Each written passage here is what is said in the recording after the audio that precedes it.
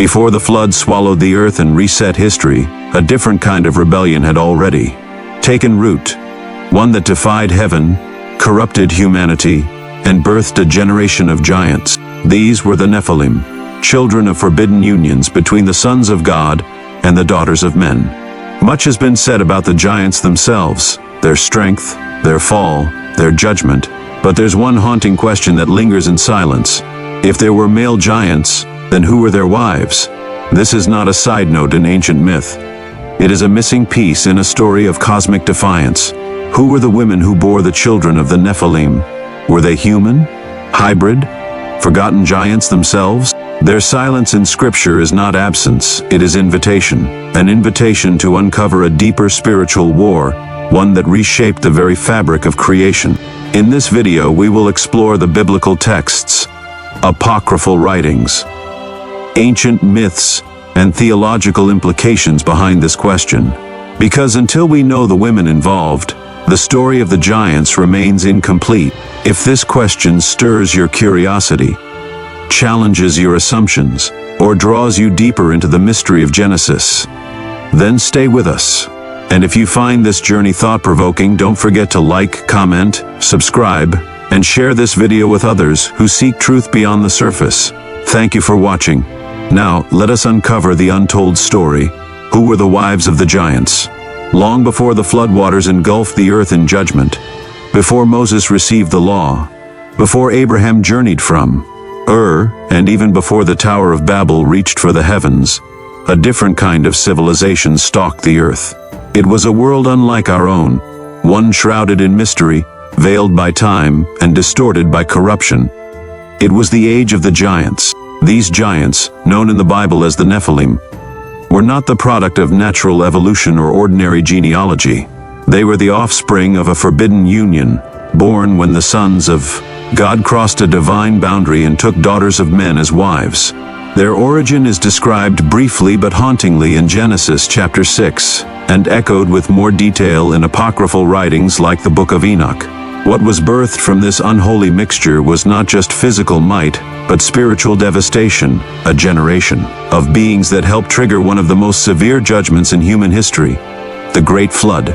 Much has been written and speculated about the Nephilim. They are often portrayed as titanic warriors, men of renown, monstrous, rulers who devoured lands and led humanity deeper into darkness. But in nearly every depiction, biblical or otherwise, these figures are overwhelmingly male. We know their fathers, the angelic watchers who rebelled. We know their deeds, bloodshed, domination, and destruction. But there remains a haunting and unspoken question just beneath the surface. If there were male giants, then who were their wives? This question is not a mere footnote to ancient history. It opens the door to profound theological and spiritual implications. For a bloodline to continue, for generations of Nephilim to rise, there had to be women, mothers who either willingly or unwillingly became part of the corruption. Were they human? Were they also hybrids? Were they born of the same twisted lineage or taken from among mankind? The Bible does not answer directly, but the silence itself is suggestive, even ominous. To ask about the wives of the giants is to ask about the full scope of the rebellion that defiled creation. It is to explore how deep the corruption of the Watchers ran, not just in terms of individual sin, but in the reshaping of human society, reproduction, and the very nature of gender roles. If women were involved in perpetuating the line of the Nephilim, then they were not bystanders to spiritual rebellion, they were instruments in its continuation. Understanding who the wives of the giants were forces us to reconsider the narrative of Genesis chapter 6, not just as a bizarre, historical anomaly, but as a deliberate spiritual intrusion into the divine order of family, covenant, and life itself. It reframes the story of Noah's world not only as a tale of human wickedness, but as a crisis of unnatural unions, corrupted generations, and violated boundaries. So the question matters, not simply to satisfy ancient curiosity, but to illuminate the scope of the war between heaven and earth. The giants did not come from nothing. They were born, they lived, and in some form they reproduced. Until we account for the women in that story, we are only telling half of it. The mystery of the Nephilim will remain incomplete until we dare to confront what many have ignored. Who were the wives of the giants, and what does their silence mean? The mystery of the giants begins in one of the most cryptic and unsettling passages in the Bible, Genesis chapter 6. It records an ancient episode that predates the flood and disrupts the natural order of creation. When the sons of God saw that the daughters of men were beautiful, they took them as wives for themselves, whomever they chose. This brief verse describes more than mere attraction. It tells of a crossing of boundaries between the heavenly and the earthly, the eternal and the temporal, the divine and the human. From this unnatural union emerged the Nephilim, beings described as mighty and renowned but deeply fallen. They were not ordinary men. They were hybrids, born from an unholy mixture of spiritual beings and human flesh. These so-called sons of God, whether understood as fallen angels, divine beings, or powerful spiritual entities, abandoned their assigned domain, transgressing their purpose and violating the order God had established. The women they took as wives became unwilling gateways of spiritual rebellion. Their wombs turned into vessels for unnatural life. The Book of Enoch, a highly influential ancient Jewish text quoted in the New Testament, Epistle of Jude, elaborates on this event in vivid and alarming detail. It speaks of 200 angels, known as the Watchers, who descended upon Mount Hermon in the days of Jared. There they entered into a solemn pact, binding themselves by oath never to turn back from their plan. What was their plan? To take human women as wives, father children by them, and live upon the earth as false lords among men. These angels introduced not only corrupted bloodlines, but corrupted knowledge. They taught their wives and their offspring sorcery, astrology, the cutting of roots, the use of charms, metallurgy, weapon making, and seductive beautification. In other words, they brought divine secrets not meant for human hands, initiating a flood of spiritual and cultural contamination. Their children, the Nephilim, grew into giants in both body and ego, consuming the earth's resources and spreading fear wherever they went. As their hunger grew insatiable, they turned to cannibalism, devouring both humans and animals, further perverting what God had called good. This corruption spread like a disease. It was not contained to one generation or one region. The influence of the Watchers and their monstrous children infected society, nature, and human morality, twisting the very fabric of civilization. The giants became kings, tyrants, and builders of dark empires, and critically they reproduced, not once or twice, but enough to establish whole lineages. This detail raises an essential and often ignored implication. If the Nephilim reproduced, then they had partners. They had wives. They did not live in isolation, nor were they sterile anomalies. The very existence of a growing Nephilim population demands an answer to a question most fail to ask: who were the women that carried the second generation of these corrupted beings? Were they human, as their grandmothers had been? Or were they Nephilim themselves, female giants, born of the first rebellion, now bearing children of their own? This mystery strikes at the heart of the Nephilim narrative. Before the flood came to wipe away their corrupted legacy, these giants lived, ruled, multiplied, and likely did not walk alone. If their existence was a breach in God's design, then their ability to reproduce was a far deeper violation. The story of their origin cannot be complete without identifying the women involved in that process. And so, as we confront the full weight of their legacy, we are drawn once more to the haunting question: who were the wives of the giants, and how deeply had they joined in the rebellion that infected the earth? The enigmatic account in Genesis, chapter 6, has long stirred debate among scholars, theologians, and ancient commentators alike. Who exactly were the sons of God who took the daughters of men as wives, and what were the Nephilim they produced?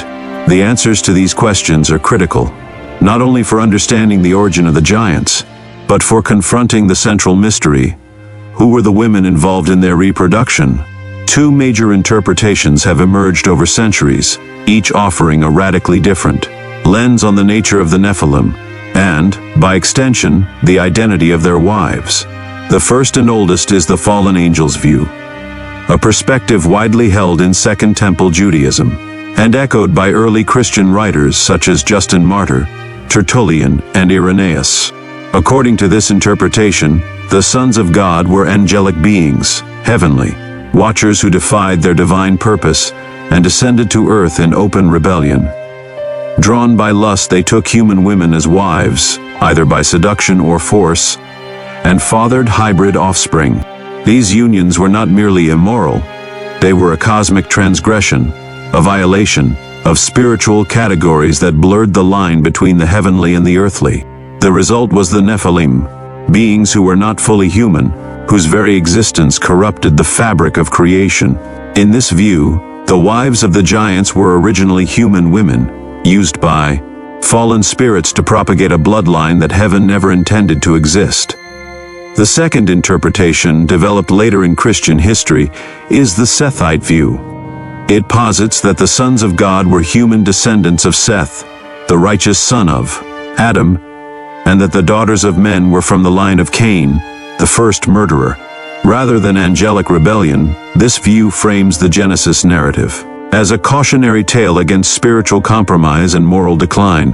The Nephilim, in this reading, were not supernatural hybrids, but corrupt men of great influence, tyrants who rose to power through violence and pride. Their renown came not from divine origins but from human ambition. In this scenario, the wives of the giants were simply other human women, participating in generational sin rather than supernatural violation. While the Sethite interpretation was intended to defend the dignity of angelic nature and keep theological categories clean, it encounters serious challenges. The language of Genesis chapter 6, especially the term Nephilim, suggests something more than human. The Nephilim are not described as merely wicked or violent, but as giants, men of renown, whose presence was so disruptive that it led to God's decision to destroy all flesh. Why would ordinary marriages between two human bloodlines provoke such a catastrophic response from heaven? The scope and tone of the text seem to support something far more unnatural and spiritually hazardous. Regardless of which interpretation one leans toward, the implications remain unavoidable. The Nephilim were real. Their existence was widespread, and they did not vanish after a single generation. Their multiplication implies that they formed families, built communities, and engaged in reproductive relationships. That process points directly to the existence of wives, partners in body, lineage, and legacy. If the fallen angel's view is correct, those wives may have included human women chosen or taken as vessels of hybrid offspring, as well as later generations of female Nephilim themselves. If the Sethite view holds any weight, then the wives were human, but part of a broader moral collapse that tainted family structures and society at large. In either case, one thing is clear: the giants did not come into being alone, and they did not remain alone. Somewhere in the shadows of history, behind the myths and fragments, stand the forgotten, women who gave birth to a generation that changed the world and provoked the wrath of God. The Nephilim were not isolated aberrations. They were not lone anomalies that faded after one generation. According to scripture and ancient tradition, these beings thrived in the pre-flood world. They were more than towering warriors. They were rulers, builders, and progenitors of corrupted dynasties. Their presence was not brief or marginal. They established power structures, built cities, and left behind legacies of fear and violence so severe that God deemed the entire world irredeemable. But for such a lineage to endure, as it clearly did, one inescapable truth emerges: the giants had wives. The question is not whether they reproduced. History, tradition, and even biblical hints confirm they did. The real question is, who were the women involved in extending their bloodline? Some traditions propose that the Nephilim followed in the footsteps of their fathers, the fallen watchers, by taking human women as wives. In this model, the second generation of hybrid giants preyed upon humanity once more, selecting wives from among mortal women. These unions may have been coerced through brute force, awe, deception, or even religious reverence. In a world where the giants ruled and were seen as demigods, some women may have been offered to them or seduced by the illusion of power. The lines between victimhood and complicity were likely blurred in a society already steeped in spiritual darkness. Yet other sources suggest a more disturbing possibility. The Nephilim interbred among themselves. Fragments from the Book of Giants, a companion to the Book of Enoch found among the Dead Sea Scrolls, provide cryptic but telling glimpses. These texts mention named giants, their councils, dreams, and even family structures. The giants are portrayed not as wandering brutes, but as beings with homes, societies, and offspring. Though the surviving manuscripts are damaged, they hint that the Nephilim had extended generations, suggesting not just reproduction, but the possible existence of female Nephilim. If true, this implies that the unholy bloodline did not merely survive through human wombs but reproduced internally, creating a self-sustaining, fully hybrid race. In this scenario, the wives of the giants may have been giantesses themselves, born of the original rebellion and now bearing new children of corruption. Whether through forced unions with human women or through intermarriage within their own kind, the Nephilim multiplied, and with each generation, the spiritual contamination deepened. Their wives, whether mortal or monstrous, were not incidental figures. They were integral to the spread of this corrupted legacy. They carried the seed of rebellion. They raised the children of divine defiance. They were the unspoken partners in a war against God's created order. The silence of Scripture on their names does not diminish their role. On the contrary, it amplifies the mystery. These women were the mothers of a generation so vile, so unnatural, that God chose to wipe them, and the world they helped shape, off the face of the earth. So when we ask who were the wives of the giants, we are not merely looking for names. We are uncovering the deeper truth that the spread of spiritual corruption was not one-sided. It required agreement, union, and conception. And whoever these wives were, their wombs became the soil in which the final generation before the flood was planted. The biblical record, precise in many of its genealogies, never directly names a female giant. No giantess appears among the lineages of Israel. No mother is credited with birthing the infamous warriors who would later stand against God's people. And yet, the silence is not the absence of implication. It may be, in fact, an echo of something deeply disturbing, a truth so corrupted and shameful that it was left unspoken. Consider Goliath of Gath, the most famous of the giants mentioned in the Bible. He had brothers, other giants known for their size, strength, and defiance. These men were not random mutations. They were part of a bloodline, one that traces back to the Rephaim, Anakim, and other post-flood remnants believed to carry the genetic memory of the Nephilim. If Goliath had brothers, then he had a mother. And if these bloodlines persisted for generations, it was not by accident. It required reproduction, and reproduction demands the presence of women, wives, mothers, and daughters within the giant clans. This raises the question, were there female giants, and if so, who were they? Some ancient traditions and scholarly theories suggest that female giants were indeed born of the same Nephilim lineage. Though less visible in war or conquest, these women would have served a different but equally important role, perpetuating the bloodline.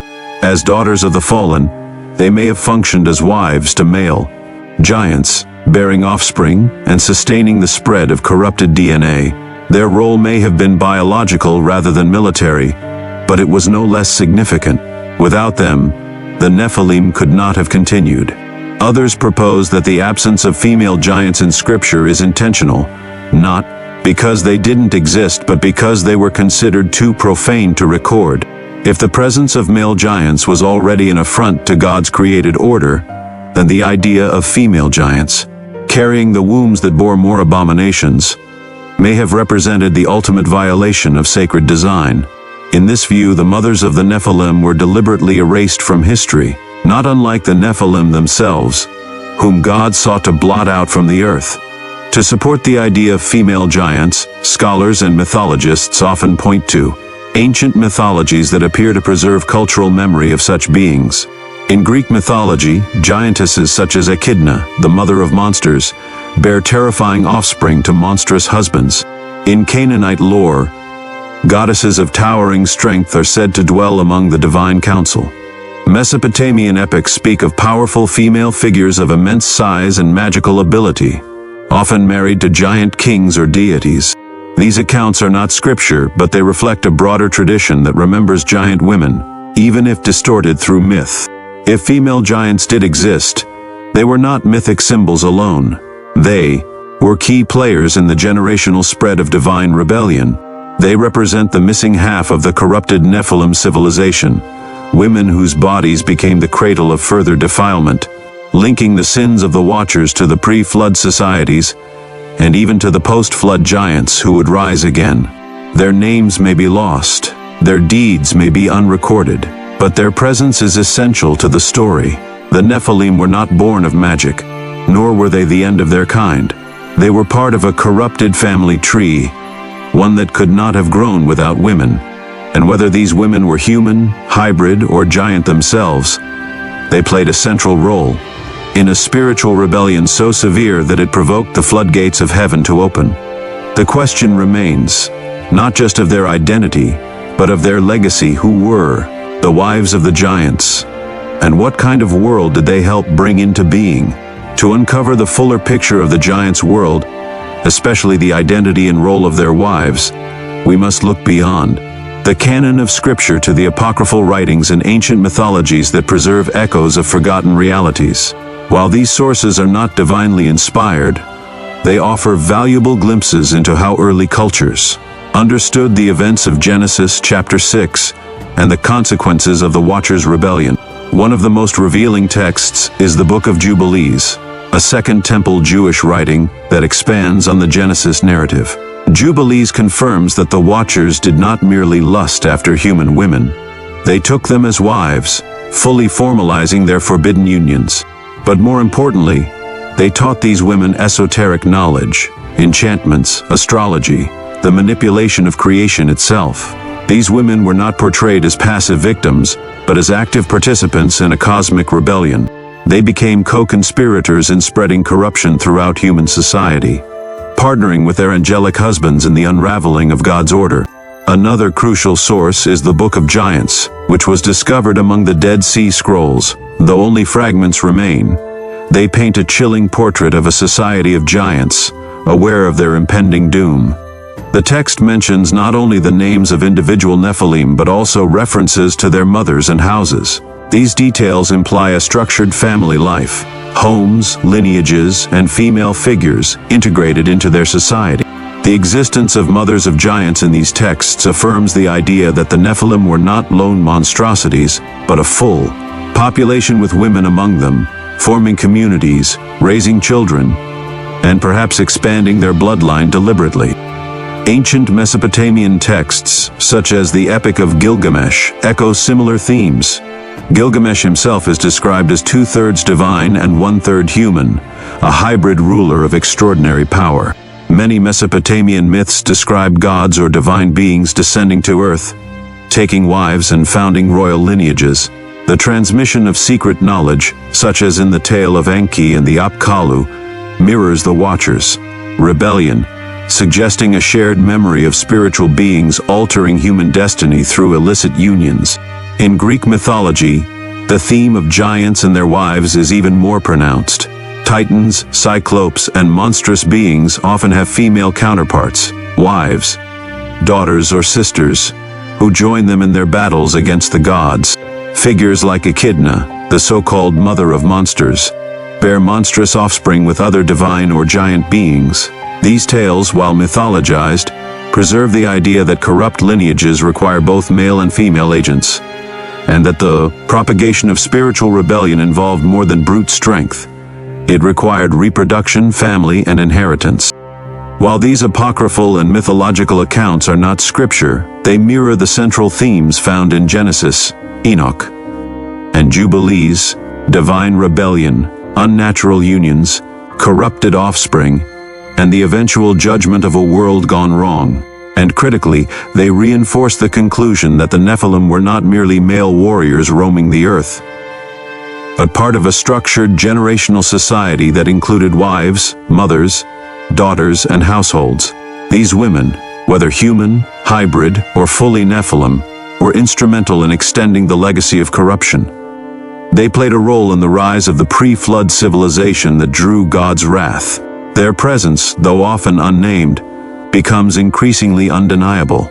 Through the lens of these ancient sources, we begin to see the giants, not simply as individuals, but as a race, and every race has its women. The question of who the wives of the giants were is not only historical, it is profoundly symbolic. Beneath the literal story lies a deeper spiritual crisis, one that reflects what happens when the most sacred boundaries ordained by God are violated beyond repair. The union of heavenly beings and earthly women in Genesis chapter 6 was not merely a physical act. It was a theological rupture, a rebellion against the structure of creation itself. Marriage, family, gender, and reproduction were never arbitrary institutions. They were designed by God as sacred reflections of His nature and order. Man and woman, united in covenant, were to produce life, raise generations, and fill the earth with God's image. But when the Watchers descended, they hijacked that divine design. They took wives not by God's sanction but through rebellion. The women they chose, whether by consent or coercion, became part of something unnatural. And the offspring they bore were not simply large or powerful. They were beings outside the will of God, products of an alliance that blurred the line between creator and creation. If there were female Nephilim, wives, daughters, or mothers of giants, they too became symbols of distortion. Woman, intended by God to be the bearer of life, became, in this narrative, a bearer of corruption. The womb, meant to be a vessel of blessing and continuity, was transformed into a channel of chaos and defilement. These women, whether human or hybrid, represent what happens when even the holiest roles, like motherhood, are detached from divine purpose and joined to rebellion. The presence of the wives of the giants reveals a deeper theological truth, that sin does not merely corrupt actions, it corrupts design. The spiritual contamination of the Watchers did not stop at knowledge or violence. It infected the very fabric of family and reproduction. It redefined relationships, inverted roles, and replicated rebellion generation after generation. That is why the flood was not simply a moral reckoning, it was a spiritual reset. God was not only judging wickedness, He was purging a genetic and societal corruption so deep that it threatened the future of humanity itself. The Nephilim, their fathers, and yes, their wives, were not just morally unfit. They were existentially out of place in God's created order. Their removal was not merely punitive, but necessary. In this light, the question, who were the wives of the giants, becomes more than a search for identity. It becomes a window into how far creation can fall when divine boundaries are shattered. These women, named or unnamed, stood at the crossroads of heaven's rebellion and earth's corruption, and their legacy is a sobering reminder. When humanity joins itself to the forbidden, even what is meant to nurture life can become an instrument of destruction. Why does it matter? This question of who the wives of the giants were. Why reach into the ancient past, into stories many dismiss as myth, to examine a shadowy lineage erased by floodwaters long ago? Because the story of the giants, and especially their wives, is not just a historical anomaly. It is a spiritual pattern. It reveals what happens when divine boundaries are crossed, when humanity aligns itself with the forbidden, and when the most sacred roles, like motherhood and marriage, are twisted into tools of rebellion. And though the forms have changed, the spirit of that age has returned. In our modern world, we are once again toying with the fundamentals of creation, genetic engineering, transhumanism, the redefinition of gender and marriage, artificial wombs, and digital consciousness. These are no longer science fiction but unfolding realities. Humanity is reaching once again into realms where it does not belong, crossing thresholds meant to protect us. In the name of progress, we are redefining what it means to be male and female, parent and child, human and more than human. In many ways, we are repeating the sins of the Watchers. We are exchanging the natural for the unnatural, the ordained for the artificial. And just like in the days of Noah, this rebellion is cloaked in sophistication, not in the form of angels descending to take wives, but in scientific breakthroughs, ideological revolutions, and cultural normalization. The womb is no longer viewed as sacred. The family is no longer seen as foundational. The distinctions God created are blurred, and the line between what is human and what is monstrous is once again becoming dangerously thin. The wives of the giants represent a moment in history when even the most intimate parts of human life, reproduction, family, motherhood, were drawn into spiritual warfare. And that pattern is repeating when the womb becomes a site of experimentation, when family is re-engineered without reference to God, and when sacred design is violated in the name of freedom. We are not progressing. We are reviving the ancient rebellion. The Bible warns that the end times will mirror the days of Noah, Matthew chapter 24 verse 37. That means the conditions that led to the flood are not just ancient, they are prophetic. If we forget the depth of corruption that provoked divine intervention then, we blind ourselves to the warning signs around us now. To ask who were the wives of the giants is not to indulge in speculation. It is to recognize how deep corruption can go when it infiltrates the core of human identity. It is to ask how far a society can fall before God intervenes again. And the answer is not just in the past, it is in the choices we are making today. Their story is a mirror, and what we see reflected in it may be far closer than we think. The story of the giants is not just a tale of brute strength and heavenly rebellion. It's a story of lineage, seduction, and legacy.